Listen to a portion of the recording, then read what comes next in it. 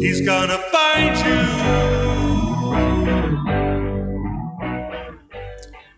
Well, hello everyone. We're back. Looks like we're having some video issues here. The streams kept. I think the streams all died, and we did get going. It looks like Shalim had joined us, and just because everything all died, I think we'll just we'll just start that section again. We'll just kind of recap what we said, and then we'll kind of go from there. So, thank you for joining Two Guys Fixing the World. My name is Mark David Stallard, and my good friend is with me here, Ryan Janz. How you doing, Ryan?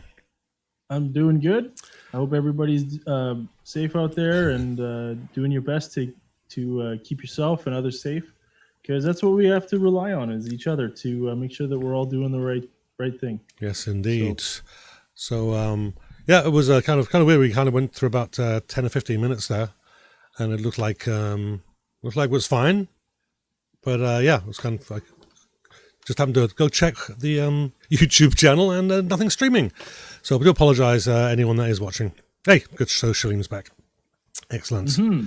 Good. So why don't we just recap what we were talking about before, just so we know, then we can move on. Right. So what were we fixing again, Ryan? Oh, you caught me. You have like three different windows. It's at the top of the page. We're definitely going to be fixing the Manitoba economy, or the idea of the austerity, Manitoba austerity. Oh, that's down the road. Yeah, so we'll just finish up what we were talking about before, which is we're fixing opening the economy. Yes, that's right. Opening the economy. Austerity in Manitoba is the next one, so stay tuned for that. It's going to be gripping. It's going to be gripping. So, like I said, we'll just do a quick recap, just so everyone knows what's going on. So, when should we open the economy? I think we were quite agreed. Before I don't want to just rehash everything completely, but we agreed the caution is probably the best option. With we got the graph I had on the screen. I'll pull that up. Yeah, it was Angus Reid. 46% of people said that that the provincial government should start lifting restrictions on businesses within a month or two, May or June, which seems reasonable considering just how deadly this disease is. Yeah, so that was I think that's kind of what we were generally talking about. A lot more animated. Yeah. The big caveat that I think, and I don't think I kind of was harping on it a bit, but I think we're both on the same point, is as long as it's reasonable, right? I mean, if you're just lifting some of the restrictions, like the ones that are just really tight, that are making it really difficult for some businesses to operate, then that's probably fine. But if you're gonna just go willy-nilly, like our neighbors to the south want to go and be like, hey, let's go open the economy, we're open for business, then we're going to get numbers that are going to, all of a sudden there's going to be a resurgence and it's bad. So yeah. So that, and we were both in agreement about that. That's the way that it needs to be handled. And most people, it looks like most people agree with that. So. Yeah. So I think the one thing that we were talking about there was the Premier Brian Pallister wants to for Manitoba to be the first province to reopen. He does say he wants to be cautious and make sure that it's the right time and all that stuff, but it is a silly and unattainable goal, in my opinion. If you're going to be cautious, just considering that we are, I think, several weeks behind the East Coast, or both coasts, I think. We've really only had our 5 or 6 fatalities at the moment, and we're only in the hundreds. We can probably go quickly and check those stats there. A couple of hundred. I think we're sitting somewhere right in around the 700, 800 range for confirmed cases. The problem is we're only testing people who are symptomatic.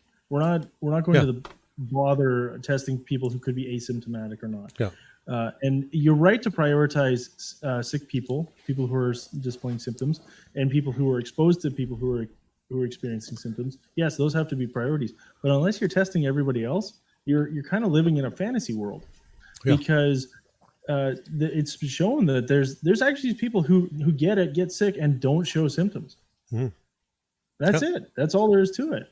Yep. It's shown that kids can be carriers, and kids make up like of all the demographics. I don't know the numbers, but if you Google it, you'll see that kids make a good chunk of asymptomatic carriers. And so if you're just going to put things open for business, well, watch out, because that's you have to be very careful. You still have to impose restrictions.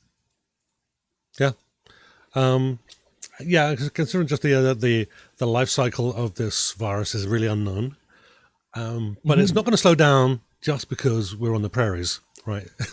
So the fact that is that we have a smaller population than the East Coast for sure, but we are an incredibly social province, right? We talk to each other when we're lining up to buy groceries. We say hi to each other and stop and chat as well. So. And that's kind of a real jar for everybody, I think, as far as that's concerned. But now I want to actually move on for this from this pie chart to a bar chart, a bar graph, whatever it's called. So this was another poll, and I don't have in front of me who did this poll, but I got it from the citynews.ca website. The article again will be in the, as usual, will be in the description. So if you were a government decision maker, which point of view would carry more weight? Right, so that was asked to all respondents. And we've got the dark blue is the percentage of people that said public safety and health depends on continuing restrictions. The red or maroon, whatever that color is, restricting business operations is harming the economy. And the grey is both equally. Now, well, look, you've got... the Liberals, 65% public safety. We're saying public health is important, continuing the restrictions. Only 3% of people talking about business first. And 32% say both equally. And to be fair, that's kind of what I would kind of expect. Right? You'd have a handful of people that say, no, we've got to get the economy going. Blah, blah, blah. And who are those people? Probably the people that are standing to lose the most, right? So business owners, probably maybe small businesses, but certainly the bigger businesses. And then there are some people that are kind of torn between the two. So that's fine. A third of people not really sure, or maybe they want both. We're getting similar numbers with the NDP, with the people getting just a little bit more of just a little bit more. On the public safety. Yeah, here we go. There you are. And because the bloc is kind of 50-50 almost. Yeah, they're very similar. Well, I wouldn't say they're similar to the. No, they're a conservative. They're a relatively conservative group. Yeah. So I mean, I'm not really surprised at that. But if we look at still 52% or 52% and the 44% are saying both equally. But if we look at the Conservative Party of Canada, only 31% are saying that public safety is the most important thing, and the continuing restrictions. 18% restricting business operations. It's harming the economy, which to me says that's a fifth of Conservative voters federally are putting business above people. And of course, again, the 51% isn't that big, not a big surprise, but it is way above the national average, right? Yeah. Well, you see, here's the thing: is what really surprised me about that not the 18%. What surprised me with the 18% there is that I actually thought that would have been higher. I thought it would have been more like 20 in the 20s. 31%. I'm not surprised. 51% saying that both equally. That's a tough one for me, because I would have thought that they would have been more focused on business, getting the economy going, right? So so look at those two, the 18% and 51%. That's 69%, it's almost 70% that putting people are not putting people first, right? Put that in perspective. And that to me just seems a little bit dark, and also a little bit cynical as well, right? As businesses, better get back to here so people can see us. So Schlieben has a comment where we are seeing more and more videos from medical doctors who are saying that the death rate is actually much lower. Many people have it and have never been tested. So the death rate is actually much lower than we think of. And you're absolutely right. No arguments there. Of the 4%, according to one set of numbers who have been infected, something like 96% of them who have died had other serious ailments like heart disease and diabetes. The bottom line is that while many are infected, the death rate is very low, so low that we might likely have to just live with it like the annual flu.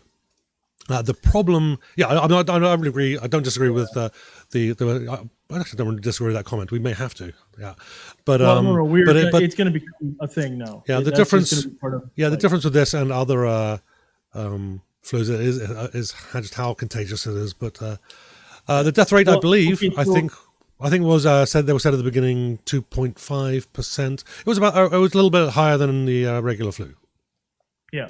So one thing that we have to say is they're saying, okay, a lot of people are not dying from COVID-19. Well, I'm gonna break it to you real straight here. You don't die from COVID-19. You die from the onslaught of other bacterial infections or other pre-existing conditions because your immune system is so compromised. Your body is so worn out from fighting COVID-19 that you go and you can get like pneumonia like that, right? It's just that's where it's really a problem because it's not only does it attack like the epithelial cell lining, that's the protective lining in your body, is it actually causes your immune system to go like haywire and it just puts it into overdrive. So you're spending more energy, more resources, more bodily resources to fight off this virus. And so your body bites out the virus, and then all of a sudden the bacteria that causes pneumonia comes in and you die of pneumonia. Yeah. That's how this thing works. So the complications. Now take that into account as well, because it's going to take so long to create a vaccine, that this little bugger is going to mutate at some point. Will the vaccine get there? As long as it's out in the wild, it's got a bigger chance of mutating. Mm-hmm. And it is very infectious. That's the big deal, right? Is that you can catch it very easily. Yeah. It could be more infectious, but still, I mean, the R rating, the passing it on rating, the R naught, they call it, is about 2.5%. So that means 2.5. If one person is likely to give it to 2.5 people whose immune system is compromised, or there's a good chance anyway. So that's a lot. Mm-hmm. That's still pretty high. In fact, I'll send you the link for it, Mark. There's a great YouTube video on a channel called Kurskeskart. It's a Swedish name. Okay. Yeah, something like that. It actually literally translates as "in a nutshell," and they do these great little videos that are very informative, very well researched. Okay. And they do one specifically on COVID-19 or coronavirus. And I'll send you the link to it, Mark, so that we can post it up there. It's a really good resource. So we'll make sure that it gets up on fixingtheworld.ca, which you should be checking out from time to time. Yep, for sure. And links to everything is on fixingtheworld.ca. So I think the end result here is we've got to make sure that that we have enough of our healthcare resources within our healthcare to handle more cases. Right. That's why we're at home, not to fix it, not to stop it from spreading, but just to slow it down. So odds are one of us is going to get it, and hopefully we're in good enough shape where we won't be one of those who get the complications or whose immune system's weakened. Well, but I hate to say this, but I mean, it's probably going to be me who's going to get it because I'm out in the world and I'm more likely to get exposed. Yep. Mark's doing his due diligence and staying home and only going when he needs to, going out when he needs to, whereas I have to go out. I'm mandated. I don't get paid if I don't work. Yep. So, and I don't get paid either. But that's a different issue. All right. Yeah, that's a whole nother topic. Yeah, and I think where we need to be sure that that we're not putting the money of a handful of people or the income of a handful of people over the rest of us. Anyway, I think we'll probably be talking about that a little later. Yeah, we'll be talking and about so just to kind of give you a perspective too of why it's so dark for both Mark and I to think that we should open the economy. Yes, the economy is important, but I just did a Google search. So as of like 10 minutes ago, when I pulled this up on my browser, confirmed deaths. This is the confirmed deaths related to COVID-19 in the United States, 52,296. That is only like 6,000 less than the amount of service persons who gave their life in Vietnam. There's total of 58,000 American casualties in the Vietnam War, and that was an actual war. Yeah, and that was stretched out over a number of years. 58,000 people dead, 52,000 in months. So and that's a direct result of people saying, hey, either they're going to be ignorant of the way the virus works, they're going to be foolish with not taking proper precautions, or they're going to be mandated to go back to work because an orange bugger said go back to work with bad hair and a terrible suit. Said go back to work. Or a tall Costa Rican in our case. Yeah, exactly. Yeah. So I just thought it was funny. Shalem had posted a link there in the while we were talking about the Swedish channel there of the Swedish chef, and all I had to say to that is bork bork bork. Yeah, and I'll also Shalem, I'll check out that video a little bit later, maybe tomorrow. Thanks, you sent a link. I'll send it to you as well, Ryan, so you can check that out as well. So always nice stuff for you to have you join in with the conversation, Shalem, as usual. Always. Okay, so this is Two Guys Fixing the World. My name's Mark David Stallard. This is Ryan Janz, and we're going to move on because we're going to be fixing austerity in Manitoba during a crisis. Not as snappy as it could be, but there we go. So, Ryan, do you want to start us off? Yes, I absolutely do. So this is a lot of this is based off an article that was written in CBC Manitoba. It's austerity is the wrong path for Manitoba during the COVID-19 pandemic, and that's done by a University of Manitoba professor. Links will be on fixingtheworld.ca, so check it out. It's a really good read. Okay, so austerity, whirlwind. We might actually, because there's a lot of things about austerity we want to get straight. So when we think of austerity, we think of cutting back, tucking the belt. We're thinking World War II, austerity. We're gonna save it all. It's all going towards the cause, right? We're fighting the enemy. So here we go, right? Well, the only way austerity works is if you cut one thing, it has to go to whatever you save by cutting. It has to go to the cause, right? So, for instance, if you're going to say, and this is something that we'll talk about, they want to shut down a certain segments of the government or go down part-time or lay off 50% of the people or only put them down to 2 weeks. If you're doing that and then you go and hire 20 new nurses with that money that you saved, that's the kind of austerity that works. Yes, we're sacrificing in this area so that we can advance the cause, so that we can actually help people. We've now just put in more nurses so that we can actually help people, right? But if we're just going to say no, we're going to be austere about it. We're just going to cut, and not do anything with what we save. Then austerity is the worst thing. That's gonna doom us all. Yep. So, anyways, yes, indeed.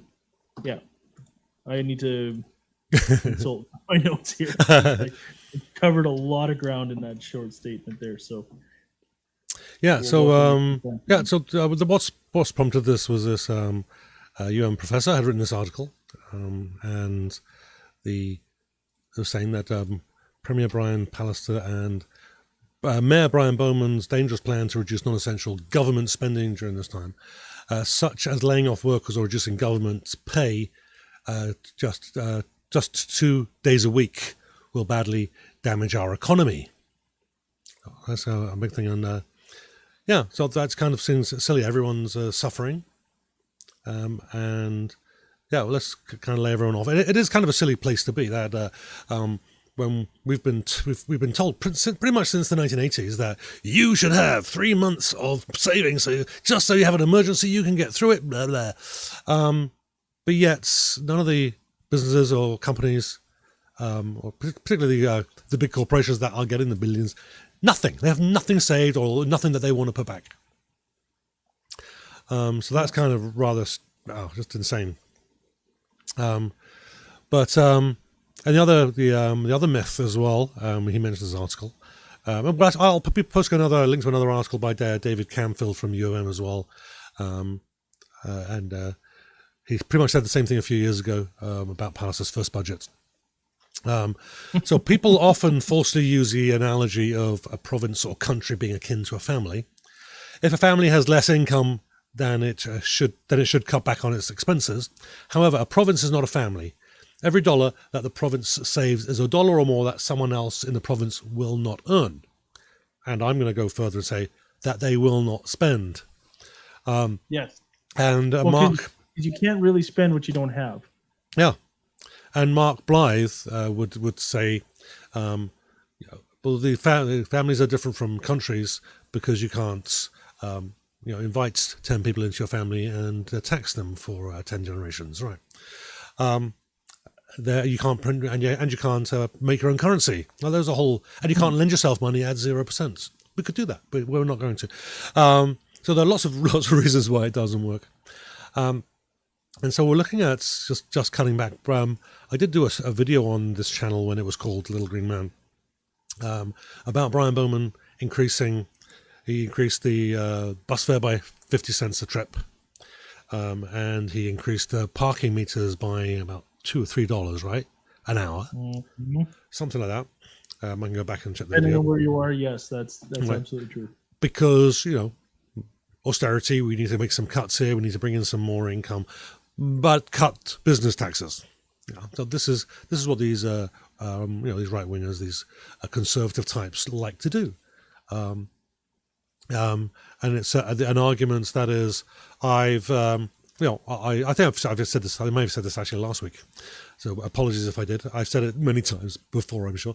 But I live in a house, and there was a storm, and the roof's blown off. I need to fix the roof, so I need more money. I haven't got enough money to pay for it. So what do?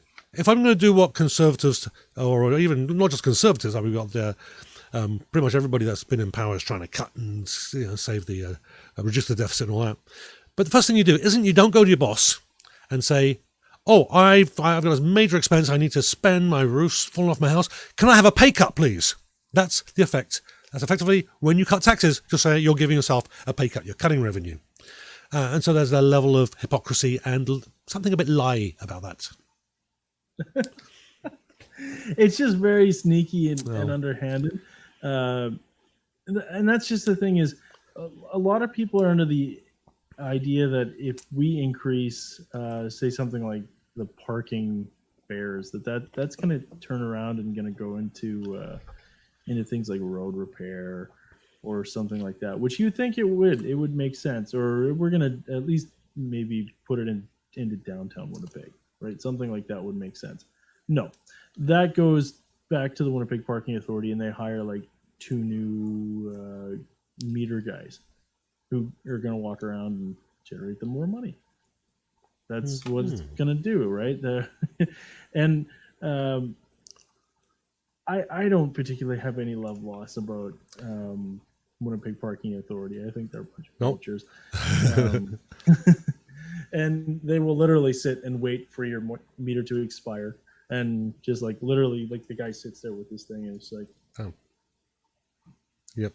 So Shaleem has actually said that there's an article in the Free Press, and I just wanted to see making some of the key points. I think by the comments that he's put in there is saying basically something very similar to what we're currently talking about in this article. So I'm just going to open it up here. This was actually, Shaleem, you'll be interested in this. This was actually written by Shiyu Yik Ao. I'm apologize for not pronouncing that right. But it was an absolute surprise when I got to the bottom. Saying names wrong is my thing. Yeah, I think we're both pretty good at that. Anyhow, so he's an assistant professor of finance at the University of Manitoba's Asper School of Business. And he is actually a prominent, he's a member of the Manitoba Progressive Conservative Party and treasurer of the Federal Conservative Party's St. Boniface St. Vital Association. So, yes, conservatives aren't all awful people. And actually, to be honest with you, if anyone tells you that something, an idea is bad, all bad, 100% bad, they're lying to you. Walk away from them. They have nothing good to say. It looks like you've frozen on me again. I was going to say, oh yeah, no, there we go. Sometimes it helps. To reset my video there. Sometimes if it helps. Oh, you did? Okay. I thought it was me. Good there. Yeah, so we'll look at that one too. I agree with you. And there's a small vestige. I grew up in a very conservative, of course, so obviously I adopted conservative politics into my life. But as I've grown older, I've given it more critical thought.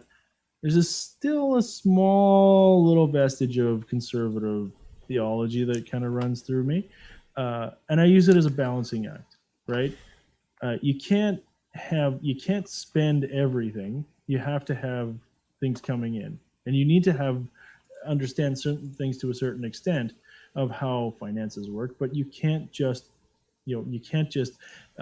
make all the money and have no taxes. Cities don't work that way.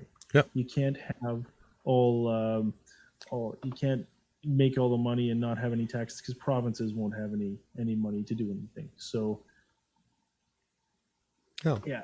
And so, but yet the idea of protecting an economy and making sure that people are able to work, important, right? Making sure that it's a safe environment for businesses to work. That's fine. But you know what? And I think that what we'll do is it's actually just just skimming through Shaleem's points there, and I've just popped the article open. I think it'll probably be a good article that we can kind of read through, and maybe even talk about next week. Does it seem to be, from what Shaleem says, it's just a strategy for opening up. So that would be interesting. Something we could maybe look at next week there. And I think that a couple of quotes that I'd pulled out was just quickly check. Yeah, so austerity. I was going to read just a couple of sentences here from that kind of blows the top off this austerity BS. Right? So austerity was tried in Europe following the financial crisis of 2008. Their countries desperately cut government spending to balance budgets. The International Monetary Fund found that austerity worsened the financial crisis rather than easing it. Actually, there's a graph there. I won't point it out. I won't read that piece. And it points out if every $1 reduction in deficit reduced the gross domestic product of their country by up to $1.70. Yeah, that's almost double. So almost for everyone you saved, it was $2 you lost in the GDP. So if Manitoba the last quote here is this follows on. If Manitoba were to cut personal expenditures by 60% for 4 months, the government would save approximately $118 million, but this could cost the economy up to $201 million. Yeah, and that's the flip side that they never tell you about, right? Because and this is just, again, this is a little bit anecdotal, right? I don't have numbers to back this particular aspect up, but if we think about it in this sense right now, almost everybody in Manitoba, or for sure in Winnipeg, knows somebody who works at in some tier of government, right? Whether that's civic or provincial or federal. There's all tiers of government have offices in Winnipeg, and chances are somebody or have a relative or somebody is working for the government, and that is a big chunk of our economy.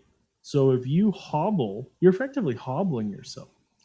So, and the thing is, all those people who are government workers are taxpayers, are people who are contributing. They're buying homes, they're buying cars, they're buying goods to work on their cars, they're buying goods to fill their home. they're doing their part, right, of the economy. You're effectively hobbling yourself. Yep. And then what are you going to do? All the guys at the top said, hey, we got our money, we're gone. Yep. And what's left is a mess where nobody is anymore. Yeah. So anyway, so that's absolutely really well written article.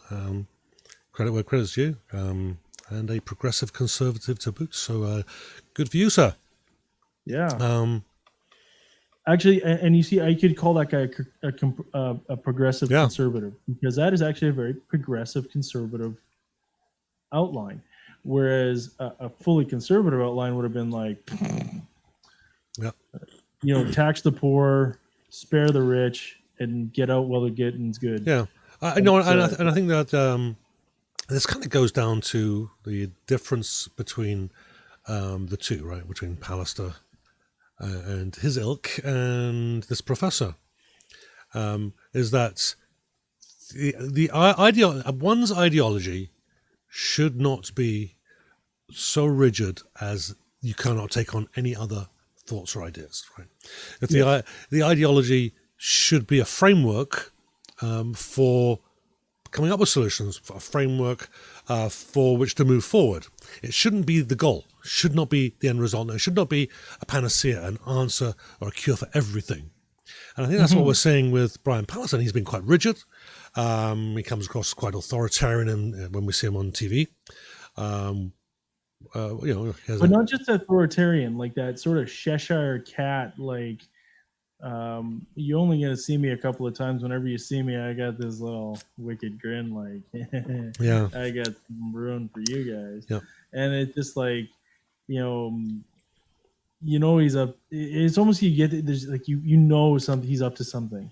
Yeah. He's doing something, but you're not sure what. Yeah. And that's dangerous. Yeah. Well, actually, you can take that however you will, but it's that I'm in charge and there's nothing you can do about it. That's kind of how it comes across, right? And he's got a majority. I mean, unless Wob Canoe, who I've not really had a lot of good things to say. I haven't got too many bad things, I guess. But all he's got under his belt, the only tool he has is to filibuster, and that's kind of a sad place for a democracy to be, when you've just got to just shout someone down to stop them from getting nasty legislation through. Anyhow, so we're going to talk on that some more. Yep. Yeah. Oh, actually, and we go and fix the legislator. And I'm going to shout out Shalim because he just echoed me almost exactly, but better. Pallister is authoritarian because he knows he has no effective opposition. I took me like 20 sentences to get that out. So anyway, Shalim, you should write my speeches. Well done, we should get Shalim to edit our show. But then we'll have like 10 seconds and it'll be over because it'll be anyway. Because we go on a bit. Yeah. And so we're the problem with austerity has always been that you take away services that people need, but the people that need those services don't have the money to pay for them, and they end up then being less productive in the society or even in the economy, right? And it's just a absolutely ridiculous position to be, or a position to take, I should say. Yes, and here's the other thing too: is austerity just doesn't make sense to go on the inside. Like I said, if we define austerity as we're going to reduce one, and where we save, we're going to put it into the crucial area. That makes sense. But if you're just going to remove things, I've brought this up before, doing anything in-house always is cheaper. When you can do it in-house, it's like 99% of the time it's cheaper, right? So when you think about what it costs, okay, so if I bring this up and say like a low voltage electronics technician like myself, out in the private sector, you're expected $65,000 annually is what you can comfortably expect with minimal overtime. I could work more overtime and make more money, but 65K is a reasonable salary expectations. If you were to do the same job working for, say, the provincial government or the municipal government or something, they usually actually offer a little bit less of an hourly wage, but you get other benefits that are about the equivalent, right? So when you factor that all in, right? So what I'm really saying is, if dollar for dollar you look at it, it's already cheaper. Now, if you the government hire my company, they have to pay me my wage, plus they have to make enough off of my time to pay for the other people in the office, the gas in my truck, the insurance on my truck, the parts in my truck, the specialty tools that they're providing me. That all has to come out of my billable hours to you, the government. Yep. So that now by default goes up a minimum of 30%. In some cases, it goes up 200 to 300%. So and then here's the thing is, even if you think about it long term, right, it's still cheaper to do it in-house. Right. 100 times cheaper. But they don't want to do it because for some reason they're like, oh, we have to pay a pension. Yeah. Yeah, well, it's it's fairly standard practice, and it has been since the 70s, with the neoconservative ideology, which we now kind of grown into this neoliberal. Maybe it was always neoliberal, but the idea is that you defund public services, and then they'll say public services don't work, so they defund them, so they don't work, and then they say, look, public services don't work, we have to privatize. And it's just a way of getting private business to run public services. I mean, that's why we have crappy pickup for our garbage. That's why in the UK they've gone down to once every 2 weeks for their garbage. The exact same reason, right? Cutting. And I want to break it, and I kind of do the half-assed thing as well with. I think this is probably a topic for another show, but marijuana. Now it's legal, so what do? They privatize it, although there's public regulations on it. But they privatized 4 companies in Manitoba. Great. Oh, that means that we have lots of competition. No. They've got their little areas all planned out. There is no competition, and they're actually producing crappy quality as well. Anyway, though that's, like I said, that's probably something I can do on a Cannabis Castle live stream maybe next week when I have some experts with the product. We could talk about that because, I mean, whether or not you have a moral objection to cannabis, the truth is it's no different than anybody would have a moral objection about alcohol at this point. Well, it's more about the point I was making is that privatization that doesn't. Sometimes it can seem better at the start. Everybody's working hard, you're getting a decent quality, but when the owners go, hang on a second, we're not making much profit, and then they start to make internal cuts and cutting corners, and they get to the point where you start lobbying the government to reduce regulations. And we can look at that in the UK. I'm not sure if that's the same here or not, but in the UK, they've actually they've cut funding for the people that go and look at care homes for the elderly. So there's like the death rates in the UK in elderly care homes. It's absolutely phenomenal. It's like 75% or something, 50%. We're having similar issues here. I don't know if that's for the same reasons, but it's definitely one of those areas. The two perfect storms for the virus, right? You've got close quarters, and you got people who have compromised immune systems or have pre-existing health conditions, right? It's like the perfect storm. It's like the worst place for anyone to get sick. Yep. And if you're not regulating that, and just to come back and say that, oh, by the way, just so that we can make a point saying that government services don't work, well, they'll work if you put the effort into them, if you put the time, if you put the resources into it. So it doesn't make sense. You can't drain the gas out of a car, by 2/3 and say, hey, I didn't get my my 100 kilometers or whatever it is per 100 kilometers, my 3.5 per 100 kilometers, 3.5 liters per 100 kilometers is look what I only made it this far, and that only equates to this. Is, well, did you put a full tank of gas in there? Well, no, I was on 2/3 of a tank of gas. Yep. Well, there's your problem. Put in more gas, and you'll go further. Okay. Sorry, Shalim says there's... Oh, actually, first off, Shalim says a speechwriter for hire. So if we're interested. There's a showdown coming between Provincial Union and Palliser. If mass layoffs happen, I hope they remember not to re-elect the cons again.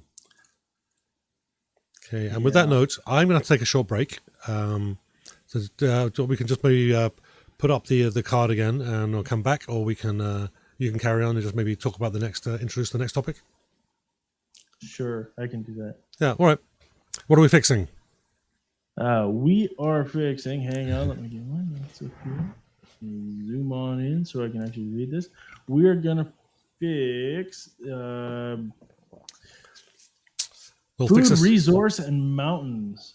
For basically, we're talking about an overhaul on the food resources and the oversupply and the and the demand. So that's what we're going to talk about.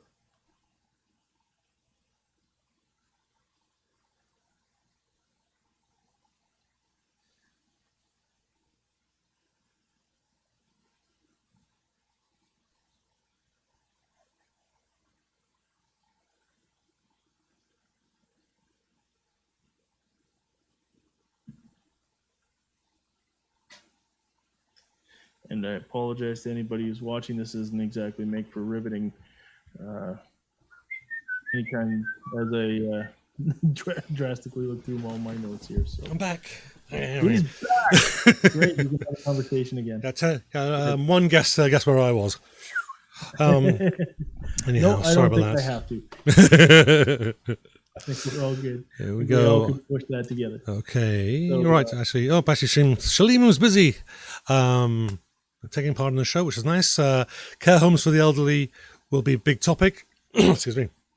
Maybe society has neglected the elderly in these homes.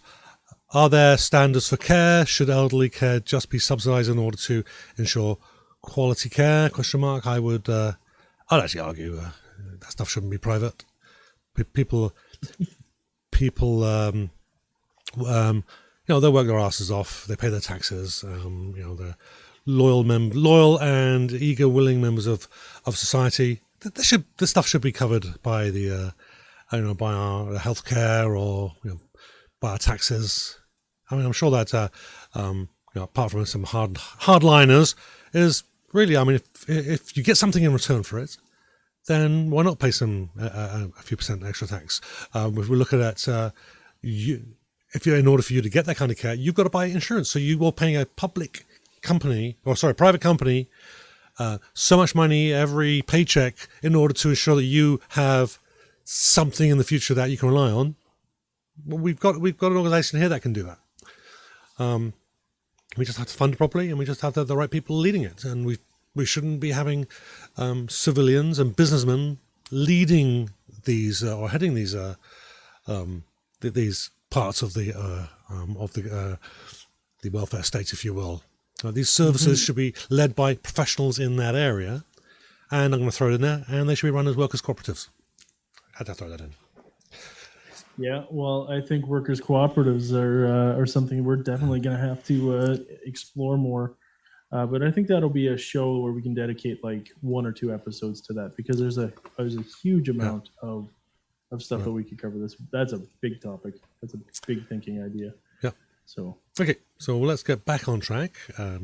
I'll blame me for that. That we lost track.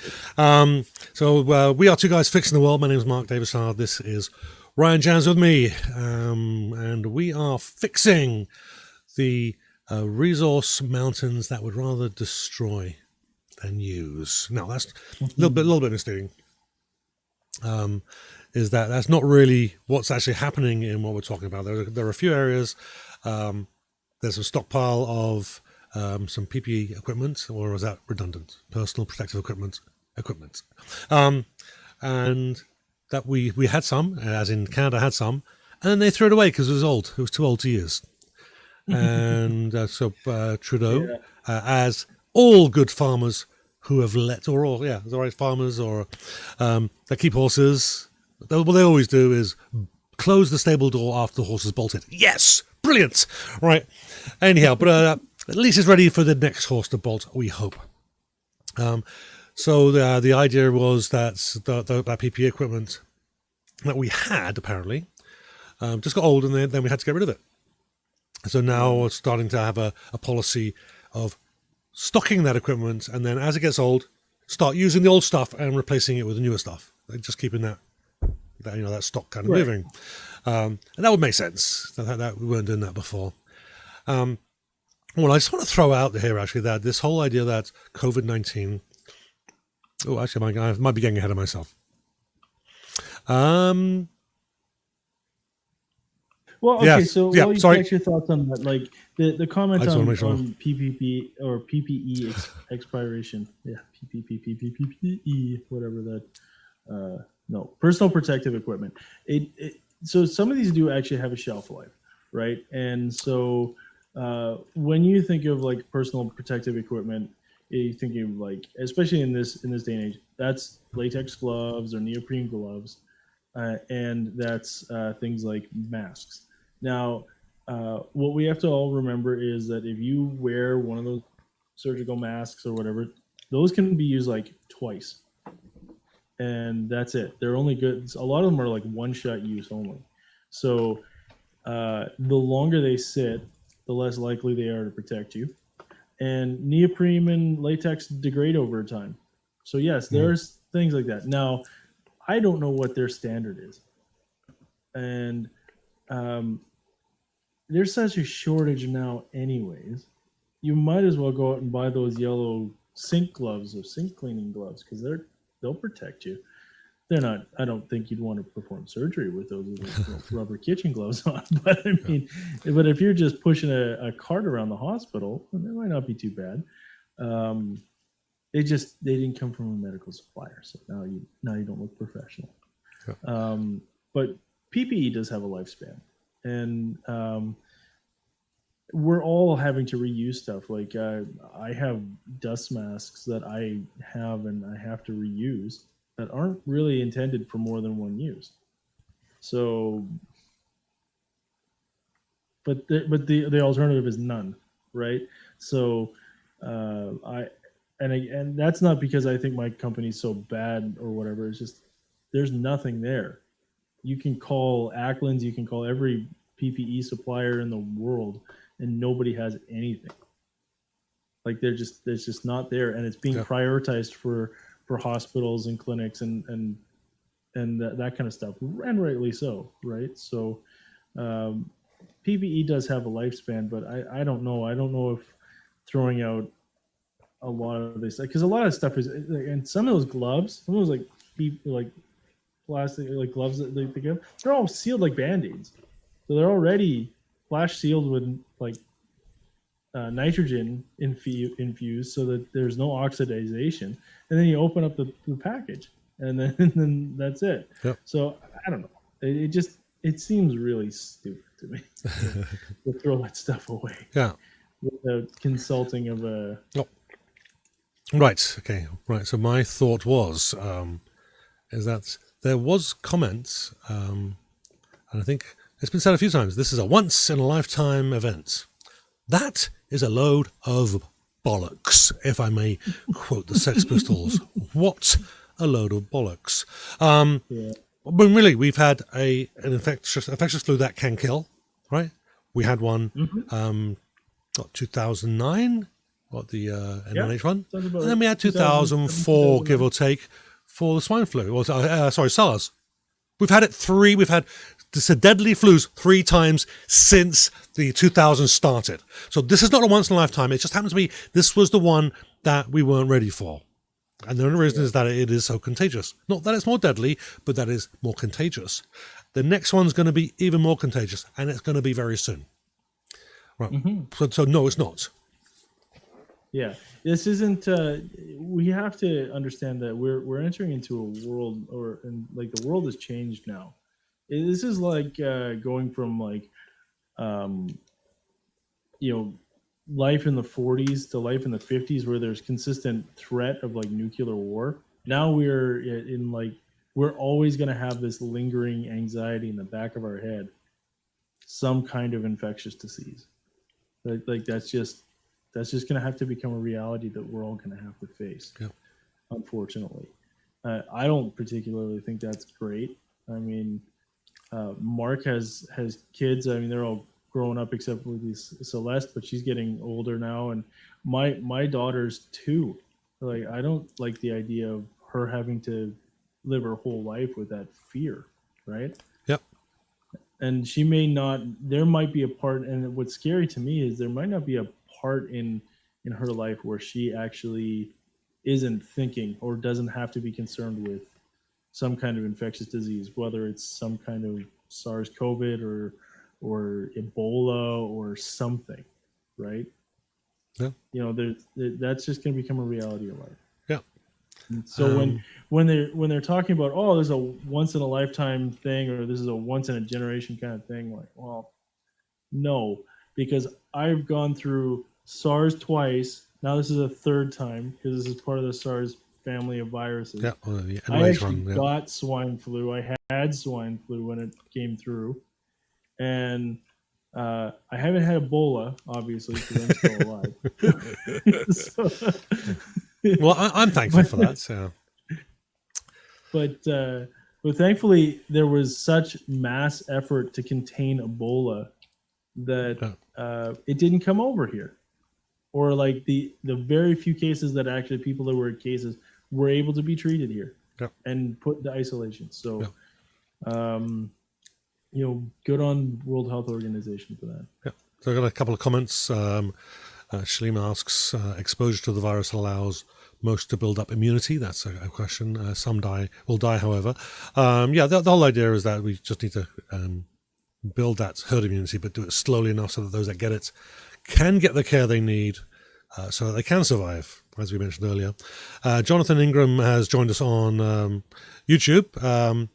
Hi, Jonathan. Thanks for joining us. He has a question too. When is US finally opening? Well, we don't really know the answer to that. We did touch on Canada, countries opening and what some of that criteria is at the beginning of the video. So if you want to go back and watch that, that's probably a good place to start. I'm glad to answer any questions. Shalim has another couple of questions actually.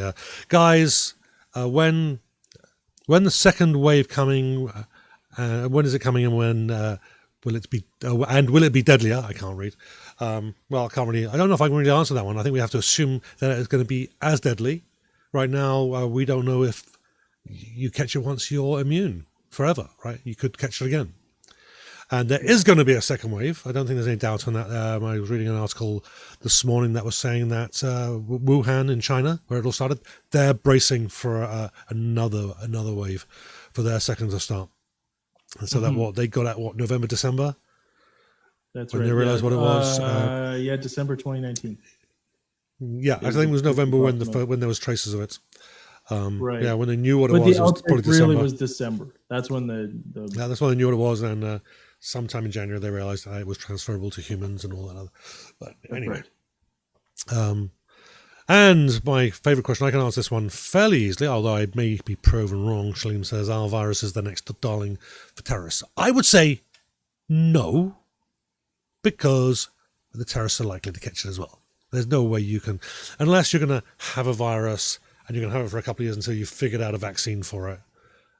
It would really, that's a long way to go just to something that's random that there is an antidote for. And someone could probably, it would be a very inefficient way of doing it. And, very self-destructive. Well, I mean, remember, there are radicalist groups that don't mind suicide bombers. So the concept of someone being infected with an extremely transferable disease that has proven to be deadly is not out of the realm of possibility. The problem is that, you have to do it. You have to find out about it before your enemy does, and you have to get infected, and you have to somehow get there, right? It's a lot easier now because there's a lot less restrictions on travel. Well, I mean, there were a lot less restrictions on travel, but the only feasible way that you can really do that is you have to find out about it, get infected, and then travel to where your enemy is so that you can infect his other people. And it's like, well, just if it's so easily transferable, it's just gonna it'll just transfer on its own faster than you probably can conceive a plan to artificially do it, unless you have access to things like some kind of missile or bomb that could like spray an aerosol where the virus is. But whether the virus would survive the trip over, whether the virus would survive in the air long enough to infect, there's so many unknowns. Yeah. That's probably a 50-year from now concern, as opposed to a 2020 kind of concern. At least that's my opinion. Okay, actually, we're getting way off topic, but let's address the questions. Shalene asks, what will happen when the US border opens the border? Will Canada be forced to do the same? Not legally. There are two sides to the border, and the US cannot open the border on its own. Right, it has to be done on both sides. It really depends on just how insistent the US administration is, and on how weak-willed the our administration is, right? But yeah, no, they needn't do it. And then another couple of comments there. Terrorists are mad. Some will not mind dying for their cause. Yeah, but the secret enemy, the little enemy that you can't see, is not really a way of terrorizing people. Or you could kill people off very quickly with a very vira, but it's not very visible. And the whole idea of terrorism is bang in your face, right? It's not to kill civilians; it's to change what the people in power are doing. So it would seem very almost Bond villain-esque, right? It's just something that if you just want to murder someone, everybody, virus is the way to go, right? If you want to target and terrorize a certain group of people, no, that would just be insane. And the idea of saying everyone is mad as a coverall. Well, what does mad mean? Mad? Are they angry? Yeah, of course they're angry. They're angry about lots of different things. Different terrorists are angry about lots of things. Robin Hood was a terrorist. Yeah, and he terrorized the people in power. But he didn't terrorize, well, at least according to the stories, he didn't terrorize the little people. That's it. So anyhow, so I think yes, it could be done. Ridiculously unlikely unless someone is out to want to kill everybody. Anyhow, so back on topic. Here is one of the So we're talking about the mountains, the food mountains. So particularly, we've got a couple of industries that are having trouble because, particularly mushroom farming, that they're producing. It's not something you can turn off. You can't just say, "Oh, turn that off," because you plant the mushrooms and you prepare the soil, and there's like manure and all kinds of other stuff, and peat goes on top, and then they plant them all. I read some stuff, but that process from when you plant it to when they're ready to be picked, and it's a very specific time. If they get too ripe, then they look ugly, and people won't buy them. So they have to pretty much sit there and wait for it, and then pick them all up, and it's very labor intensive, and people have got to manually sort them, and they can't turn that off. So there's lots of mushrooms being produced, and there's a trouble that they can't store them, because usually they would send them to canneries. But what happens when the canneries get full? And actually, the canned, actually just one point there before you move on there, Ryan. But the canned mushroom sector in Canada has all but disappeared, due in part to cheaper competition from Asian markets. Anyway, that's a quote from that was from the Financial Post, by the way. Over to you, Ryan. Yeah. Well, and the thing is, not everybody's okay. So yes, you can can, but not everybody wants to have canned mushroom or canned fruit or canned vegetables, right? Because we're specifically mentioning the mushrooms one here, but I mean that's a foreseeable problem for for a lot of food production, right? Especially anybody who might have off growing seasons or, like you said, very specific growing seasons.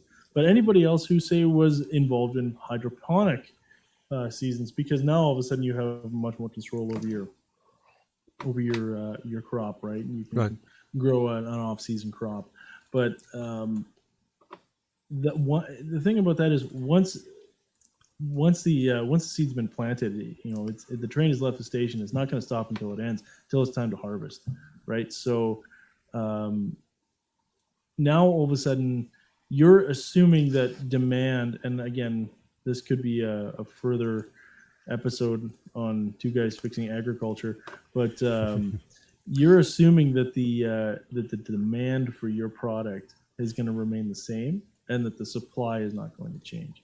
That everybody is going to consume this magic number X, this number of tons of food that you can produce so that you can turn a certain profit and reach your certain goals, and that's it. And the reality is that, and I don't think we're going to see this as much as grain farmers, because I think grain farmers know that they probably don't need to plant as much this year. Well, but that's just it. I mean, it's already in this. It's pretty much already in, or it's ready to go, and they've already bought the grain.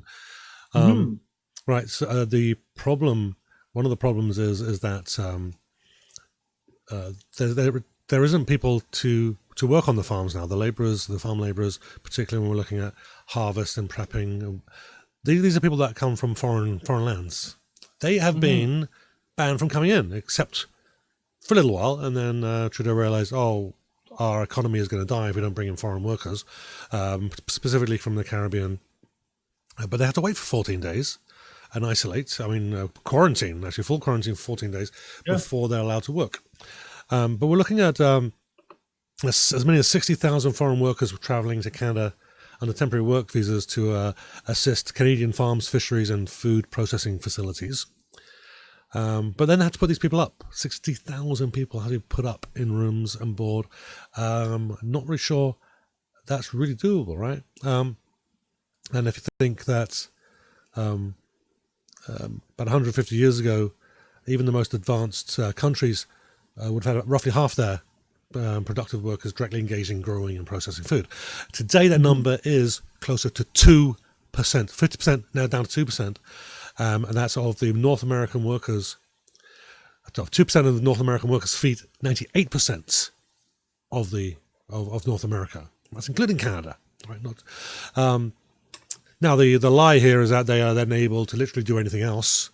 That you'll find out. Well, this is not true. No, they're ending up on crappy jobs, flipping burgers, taking orders through drive-throughs, and so on, right?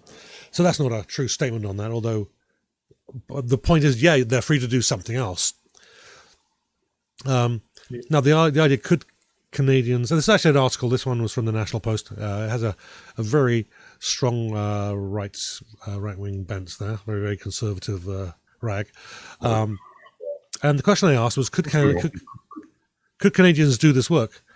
They also demand high wages. Oh, sorry, the answer is yes, of course they could. But they also demand high wages, which consumers would end up paying for at the grocery store, grocery checkouts. Now, the thing is who are the people that are going to be eating that food will be the people who are working, right? So the people that are working get more money, but the food goes up, well, they'll be able to pay for it. Yeah, food prices might go up, but then everybody's working, right? The other problem they have too is transport distributions. So we've actually got, for food, we've got two different supply streams. One of them is for grocery stores for domestic consumption, and the other is for restaurants and all these bigger consumers. Now, all that non-domestic stuff has pretty much gone away, and so now the food is there. We can have it, but they're not set up to deliver it to us. Like mushrooms, particularly, have to be picked and put into boxes and individually wrapped, or at least in small containers. So consumers will buy it. And it's a lot more work for them, and they're not set up for it. So we could end up getting the mushrooms, as I remember, have about 20%. They're looking at 20% of the people that they need, they can't find. So they're only 80% at capacity. Yep. So that's kind of, now the point is that we would have, if we did kind of change the way we do things, and we would have some local job security, right, rather than having to ship people in. There would be higher wages, but this, and we have to prepare for it because, like I said before, this is not a once in a lifetime. It's just 3 times in 20 years, in less than 20 years, right? Like 12 years, no, 15 years. Like every 5 years on average. We need to get this ready, and I think that I'm actually going to probably pick up some enemies here, but I kind of agree with Donald Trump. Something he said today was, and I know he's not going to take any action on it, but that we've got to bring manufacturing back. We've got to be able to produce this stuff here in our country. Of course. Right. We can, like, to take mushrooms that then get canned in Asia, 7,000-8,000 miles away? It's ridiculous. We could do it here, but we're not, because it's cheaper there, because in China, they don't pay their staff as much. And so we should be bringing that stuff back. It would mean more jobs for people locally. And again, well, and that's fine. I actually would agree with that 100% as well.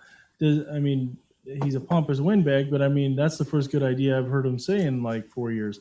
Because we got to bring back manufacturing. Well, of course you do, because you have no middle class, right? Like you basically allowed all your rich friends, or your party allowed all your rich friends to outsource for cheaper so that you could sell the car at a certain rate so that you can make the most amount of profit.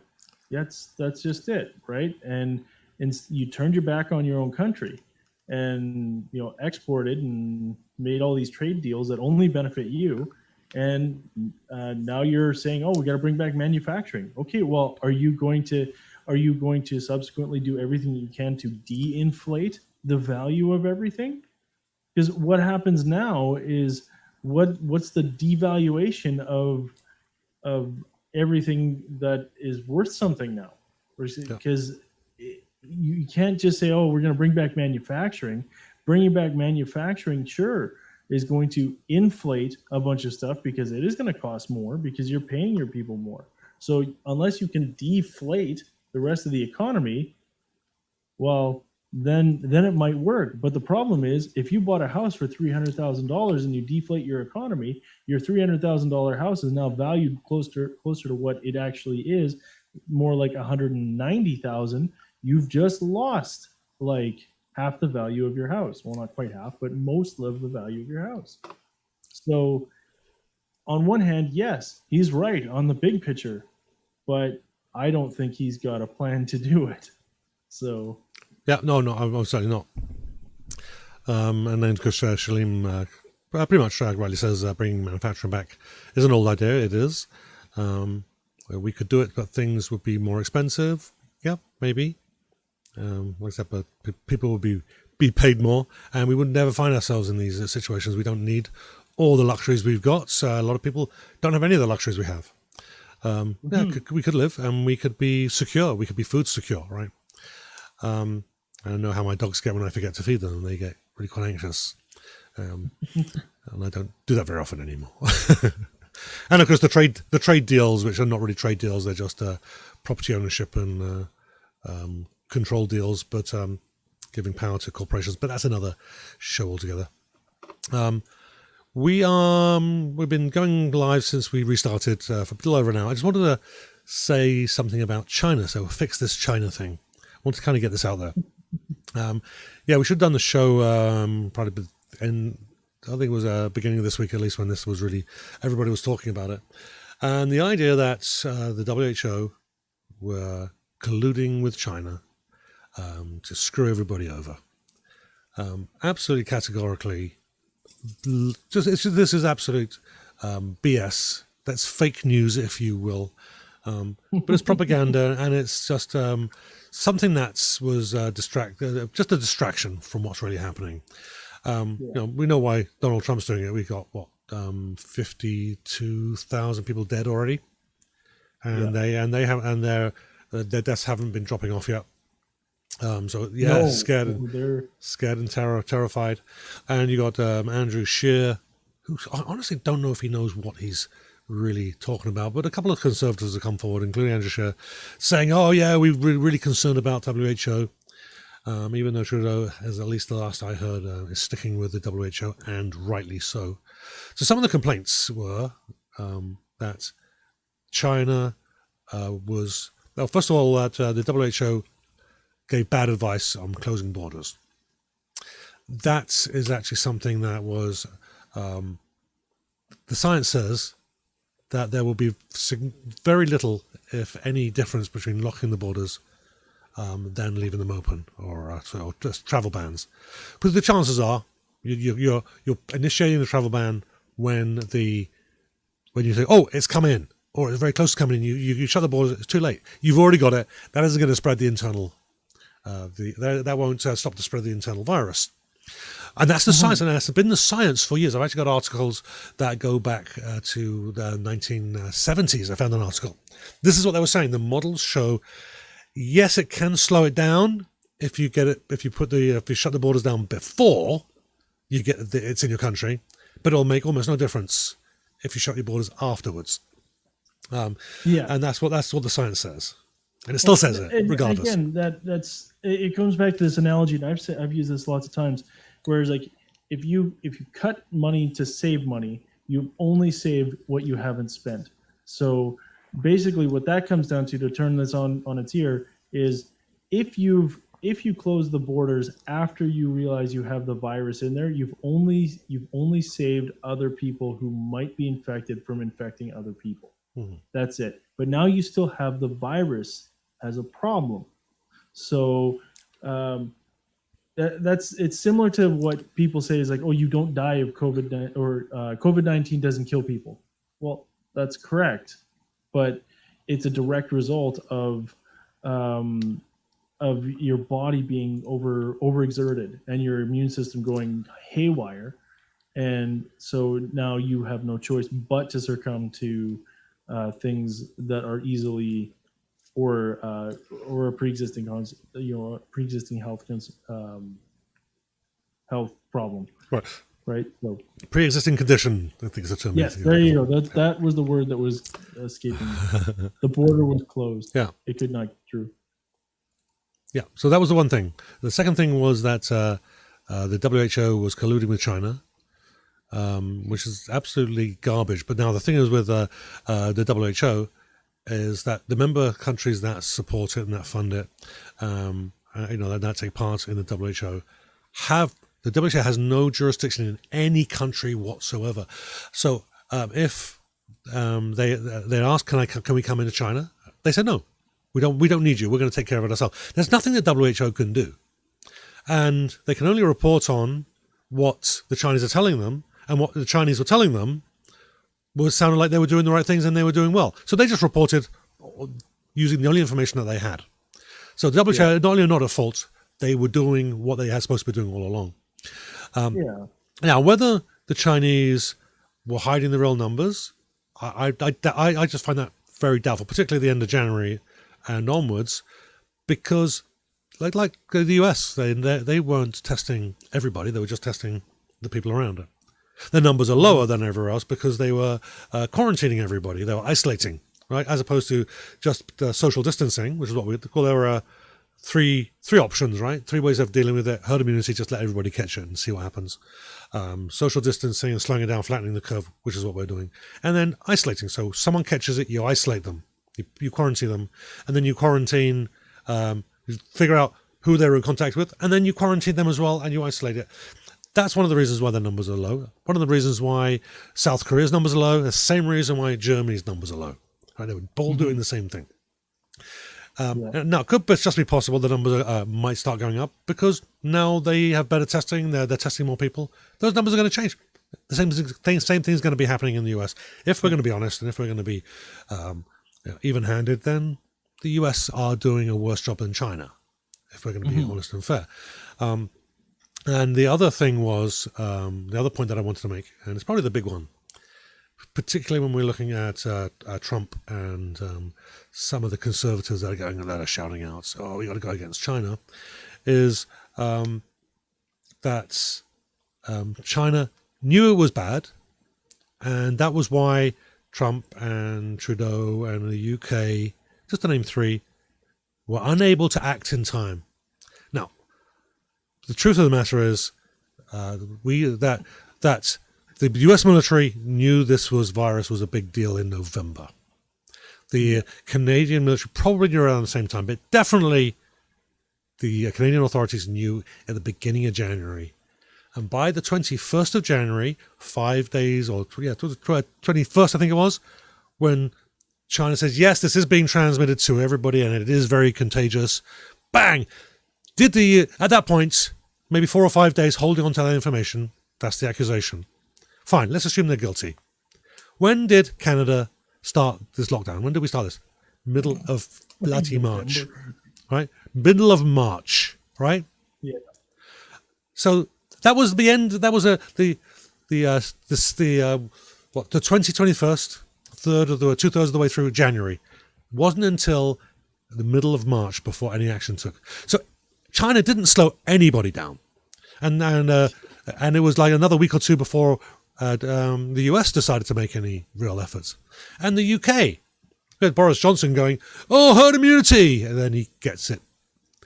Right? He wanted to kill tons of people. So the bone I have to pick about herd immunity, you listen to any expert, they're going to tell you it takes about 2 to 3 years before you have herd immunity.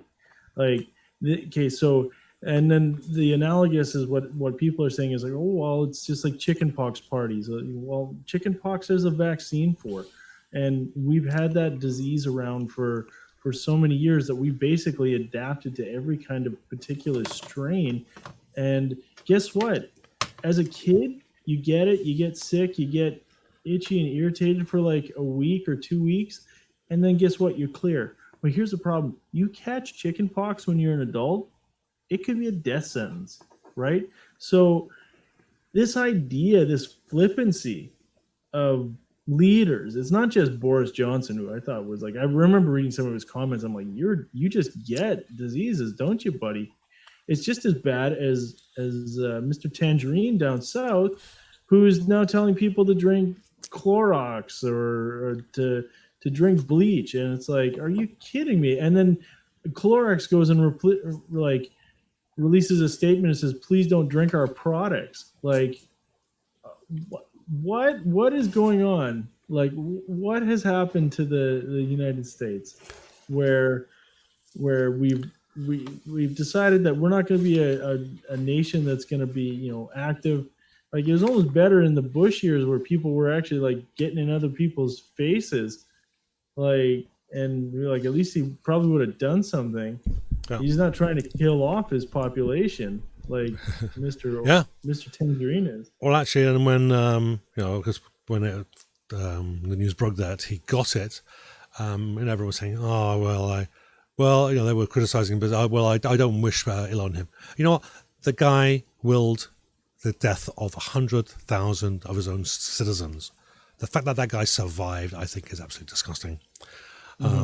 That might be a bit dark thing coming from me, but someone that went out of his way, knowing that many, many, many people were going to die that didn't need to die, that person was guilty of at least of manslaughter, or attempt, or even attempted murder, because it was just a callous attempt on lives. Anyhow, so no, someone like that does not deserve to live. In all honesty. Just a sad day for the world when he survived. That would have been a big lesson for everybody, I guess. But anyhow, so the reason we know that just to get back to what I was talking about there with it took middle of March, and then we got the travel bans went up and everything. You know that Trump wasn't really serious. He didn't really care. Because the countries that they were allowed to have travel from included the UK. And the UK didn't do anything to protect anyone. And they were still saying herd immunity. So the travel ban to everybody, except for the one place that is still saying herd immunity. This the whole thing is just so easily debunked. Now, did China do anything wrong? Well, maybe they did, maybe they didn't. We'll find out. But honestly, the reaction of everyone else, it's irrelevant. 5 days difference, but they still waited 6-8 weeks. Yeah. Right. Well, and here's the thing: early days, China probably didn't disclose real numbers, right? That's probably because they're looking at it. This is an internal thing. The rest of the world doesn't need to know our statistics. We're not obligated to tell you the internal workings of our country. That's fine. But then all of a sudden, when it did become imperative that people know, they disclosed and they told. And if someone tells you that, hey, if you stick your finger in this hole, you're going to get a shock, and it's been happening. Everybody in our countries walk by this hole, stuck their finger in there, and they get a shock. And now everybody in the other countries are doing it, and you say, hey, if you put your finger in there, you're going to get shocked, and they decide, no, we're not going to listen to you. You don't know what you're talking about. And then they stick their finger in the hole, and you can't come back and say, hey, we weren't warned. Yeah. Like, you just can't. Yeah. Right. So, and this actually ties back nicely to the manufacturing. Is that Trump wants to refigure out how everything's going to be. We should be working with bringing manufacturing back home, and we've got to rethink our relationship with China and all that other big talk. And we're hearing it on this side of the border as well. But the irony is that these open free trade markets, the TPP. China was invited. Russia was invited to join the TPP. Fortunately, that didn't go ahead, but it's replaced. There were other free trade agreements. This was in the relationship with China doing the manufacturing where it was cheap, was intentional. It wasn't an accident. It didn't just come up. China didn't sneak in. All the criticisms against Joe Biden, who was supporting China, that's because this is how the system is set up, to compartmentalize by country, make the wages as cheap as possible, so you get you put your plants where the cheapest labor is, and this is part of the system. This was intentional right down the line. And one last thing on China was that Canada ordered and received 1 million respirators from China, but it turned out that they were unfit to fight the coronavirus. And so they have to, I'm not sure they send them back or they have to destroy them, but China's going to have to replace those. So we have 1 million respirators. Had we been building those here, this wouldn't be an issue, right? And then you got to wait for a week for it to come across. Oh, I guess maybe they're flying them in, I'm not sure. But either way, you still got to wait for them to come over. But it's just another point, that proof that Canada needs to bring manufacturing, at least a big chunk of it, back home. Yeah. Everywhere does, not just Canada. Yeah.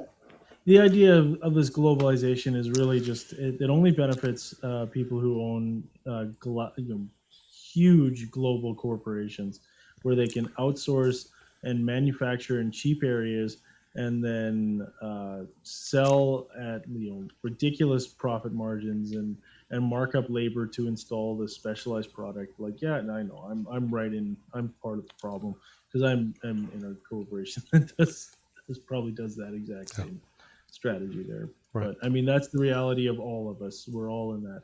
If you go and buy something from a store, it was made in China, it was made in Taiwan, it was made, here's the thing, you Apple, made in China. It says designed in California, made in China.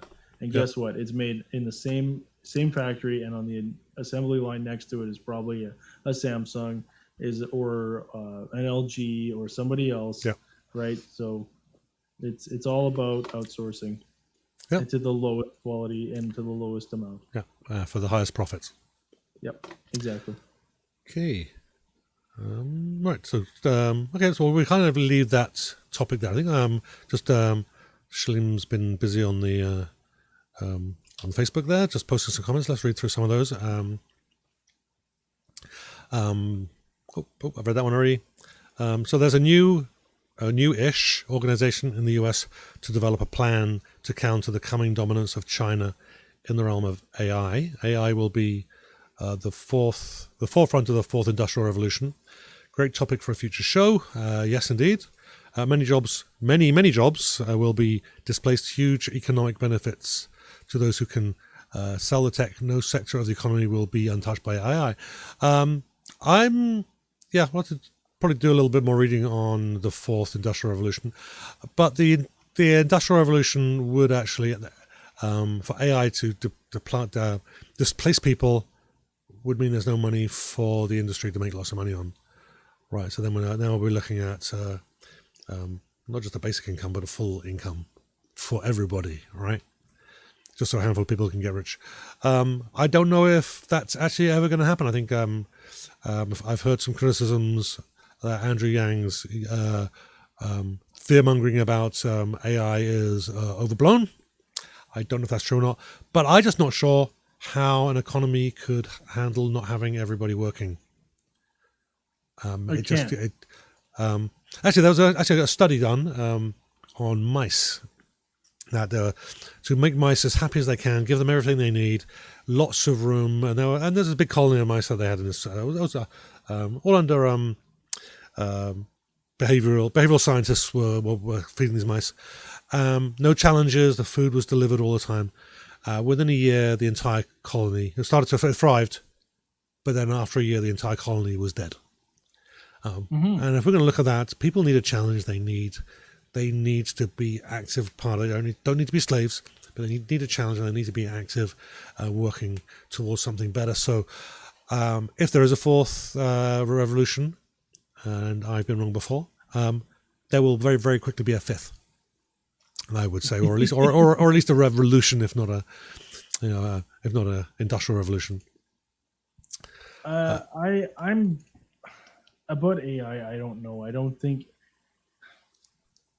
It would depend on what sectors. There's going to be sectors that of the economy that really benefit from having high AI, but right now, when you think about what AI is being used for, and every algorithm. So when you go open up Facebook and you get an ad for something on Amazon because Amazon sold their algorithm talked to Google's algorithm.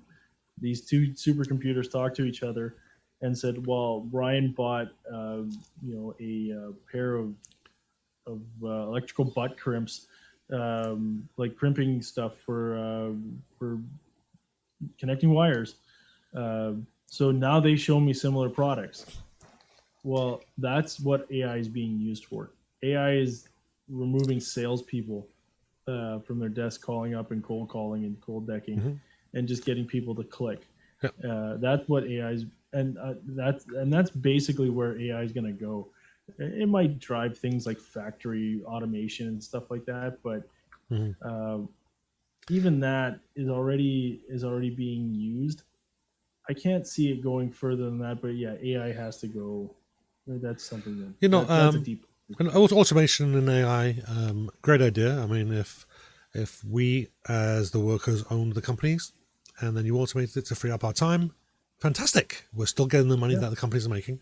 We're still getting the benefits. We own the company as the workers, and we can all benefit. The entire society can. But of course, the way it stands, the system is going to have to be completely upended because it's done for the benefit of a handful of people at the top. So there's lots of complexity to that, and we're kind of. Well, I guess we'll see soon enough. I guess. I think it'll be really interesting just to see what the system looks like this time next year, with everybody, not being, not working. Businesses going under. There'll be a lot of businesses going under. There'll be massively high unemployment. What are we going to be doing? What are we doing this time next year? Well, I guess we'll find out on that one. So Shalene was talking about the contact tracing, which is what I was talking about that they're doing in China. That's probably the right word. Shalene got me again. So contact tracing for combating the virus is going to morph into tracking people in general. People are already being arrested in certain US states for pre-crimes. AI will help catch genuine criminals, but also those who have not yet committed crimes, but who are likely to. That's scary, absolutely, very scary. And I think that's absolutely, that will be one of those pieces of legislation. Every time there's a crisis, particularly we'll pick on the US, but it happens in Canada too. Crisis. World Trade Centers get bombed. Civil liberties get absolutely decimated. So I mean, yeah, it's happening. It's going to happen here as well. And you're quite right. That is kind of scary. I think that I'd rather might take my chances just doing the social distancing than having my freedom crimped. And really, I mean, what that really is when you allow a government to surveil you, you're actually giving up your right to be innocent before proven guilty, right? Because you haven't done anything wrong. Why would they be monitoring you? Therefore, you're admitting guilt to let them monitor you. Anyhow, so Shalem changes the topic slightly. Oh, sorry, did you want to say something on that? No, I'm just saying it's 10 to 11, and I still. We'll just finish up the comments there. Just a couple left. I think we'll have to bring it down. Yeah. So. Yeah. So shit just got real in Canada when the NHL stopped. The serious one. Trump says lots of stupid things. Either he really is that daft, or he uses it sometimes to deflect from the real difficult issues. Tough to say. It really is tough to say. Yeah. Great deflection from the Epstein scandal, pedophile scandal, with friends being among the prince, Prince Andrew, that German prince, Clintons and Trump. And one final comment, fab video, to have a deeper understanding of what could happen with AI and the US org behind looking out for US interests. National Security Commission on Artificial Intelligence. That's the name of the organization you couldn't remember earlier. Eric Schmidt from Google is the chair. Anyhow, so that's the end of the comments. It's been a lot of reading today. That's great. Lots of input from the audience. So thanks very much, particularly Shalem, for all of your inputs. And I think we definitely need to end it there. It's nearly 11, and Ryan's yawning like a wee one. All right.